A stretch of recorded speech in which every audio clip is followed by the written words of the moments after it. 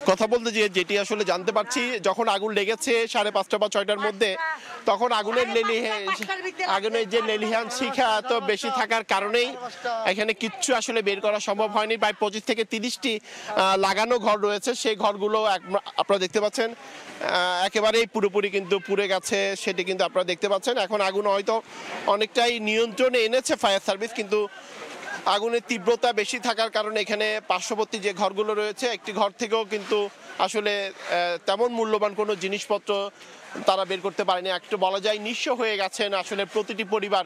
25 থেকে 30টি ঘর থাকলে সেই 25 থেকে 30টি ঘরের মধ্যে 30টি পরিবার থাকে, সেই 30টি পরিবার কিন্তু একেবারে পুরোপুরি নিঃস্ব হয়ে গেছে, সেটি কিন্তু বলাই যায়। এবং আমরা এখানে আসার পরে আসলে যেটি দেখছি, ফায়ার সার্ভিসের পক্ষ থেকে আগুন নিয়ন্ত্রণে বারবার চেষ্টা চালিয়ে যাচ্ছেন এবং তারা কিন্তু এই মুহূর্তে ডাম্পিংয়ের যে কাজ, সে কাজগুলো করছেন। এবং তবে আমরা কোনো হতাহতের ঘটনা ঘটেছে এমন খবর কিন্তু আমরা পাইনি। আমরা একটু ফায়ার সার্ভিসে একজনের সাথে একটু কথা বলতে চাই, আসলে কিভাবে আগুন লেগেছে বা এখন আগুনের কি অবস্থা একটু যদি আমাদেরকে বলতেন। আমরা এখানে আগুনের সময় তো আসাতে ডাকরাবাদ থেকে আসে, আমরা যেহেতু এখানে রাস্তা নাই গাড়ি ঢোকার, দূরে থেকে পানি নিয়ে আসছি, এখন আগুন কন্ট্রোলে আছে। আমরা যেটুকু জানতে পারছি যে এখানে গ্যাস সিলিন্ডার থেকে আগুনটা লাগেছে আর কি। আগুন আমরা নির্বাচনের কাছাকাছি, অল্প কিছু আগুনের নির্মাণ শেষ হয়ে যাবে ইনশাল্লাহ। গ্যাস সিলিন্ডার লাগছে সম্ভবত চুলা থেকে লাগছে আর কি, বিস্ফোরণ হয় না।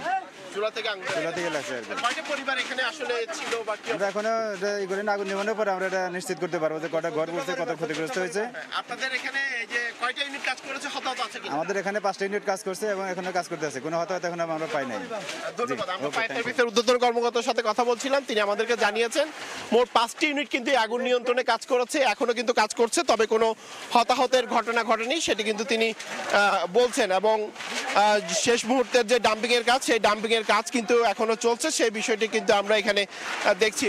তো আসলে বলা যায় চট্টগ্রামের যে গোয়ালপাড়া এলাকার যে মালিপাড়া এলাকায় এখানে ভয়াবহ যে আগুন, সেই আগুনে কিন্তু এখনো পর্যন্ত প্রায় 25 থেকে 30টি ঘর পুড়ে গেছে, সেই বিষয়টি কিন্তু আমরা দেখছি। প্রথমে যারা এলাকাবাসী ছিলেন তারা সবার আগে কিন্তু আগুন নিয়ন্ত্রণের চেষ্টা করেছেন এবং আপনারা দেখছেন এলাকাবাসী এখনো কিন্তু আসলে এলাকাবাসী যারা রয়েছে তাদের নিজেদের যে ঘরগুলো রয়েছে এই মুহূর্তে সে ঘর থেকে কোনো মূল্যবান জিনিস উদ্ধার করতে পারে কিনা সেই বিষয়টি কিন্তু তারা চেষ্টা চালিয়ে যাচ্ছেন। তবে আমরা এখানে আসার পর যে বিষয়টি দেখছি, আসলে কোনো কিছুই এখানে উদ্ধার করা সম্ভব হয়নি। বেশিরভাগ মানুষের যে ঘরগুলো রয়েছে, ঘরের যে মূল্যবান জিনিসপত্র রয়েছে সবগুলোই কিন্তু একেবারে পুড়ে গেছে, সেই বিষয়টি কিন্তু আমরা দেখতে পাচ্ছি।